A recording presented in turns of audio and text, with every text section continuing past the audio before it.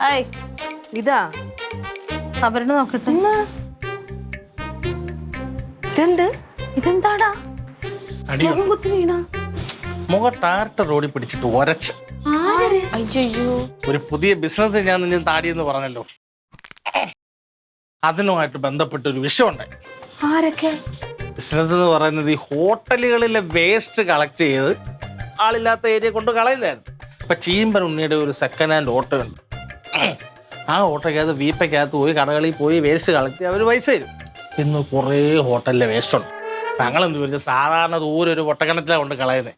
അപ്പൊ ഇത് എളുപ്പം എടുക്കാൻ വേണ്ടി വീപ്പ നിറഞ്ഞത് കൊണ്ട് കരമന ആരൻ്റെ ആളില്ലാത്തൊരു ഏരിയ കൊണ്ട് തട്ടിക്കൊണ്ടിരുന്നപ്പോൾ കുറേ മാര് ഈത്തം വിളിച്ചോണ്ട് വന്നു.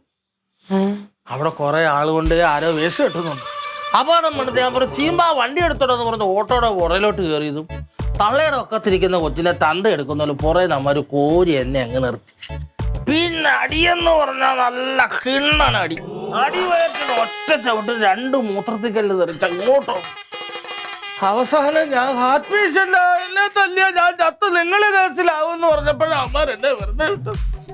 സത്യം പറഞ്ഞ പുരുഷനായോണ്ടല്ലേ അമ്മ ബലാത്സംഗം ചെയ്തില്ല.